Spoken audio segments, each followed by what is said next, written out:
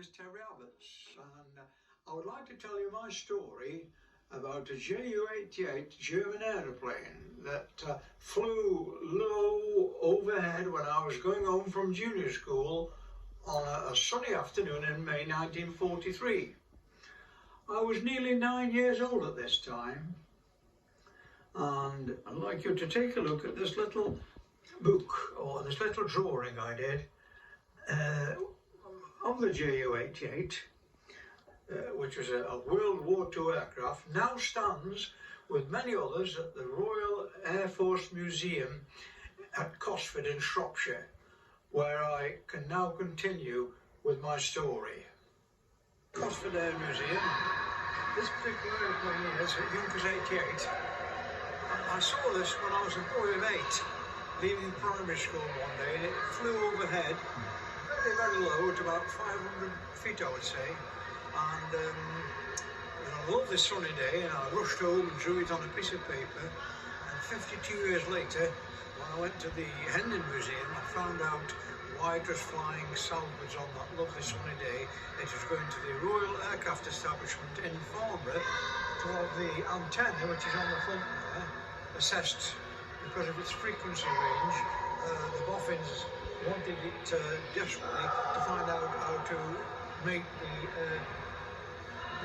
the apparatus be negative, so that our bombers could get to the targets without being spotted. And this was a German invention, this particular one here, that spotted our aircraft coming in, and so we wanted the frequency so we could avoid it in future. And it took me 52 years to find out, and a colleague of mine, Marion Butch, who was a schoolgirl, she too saw it that day flying so low over her house, and that was 1943, Friday the 14th of May at 3:15 in the afternoon. And over the many years afterwards, as I became a man, I researched the old project. And here it is again now in Cosford. So I'm going to have another quick look at it.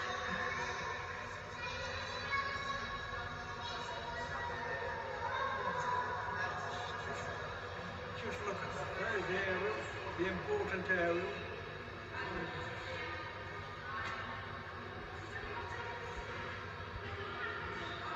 That's what the boffins wanted, and the defecting crew flew it over the North Sea and delivered it in Scotland, and then it flew down southwards, which I've just explained, to the Royal Establishment of Aeronautical Engineers in Farnborough, where they very quickly disguised the aircraft and took off the antenna.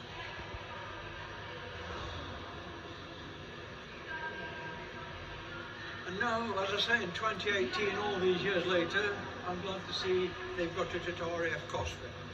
And I'm sure the history will be explained to many, many people. But there's a notice in front explaining quite briefly about the aircraft, how it did in the 1940s. Thank you very much.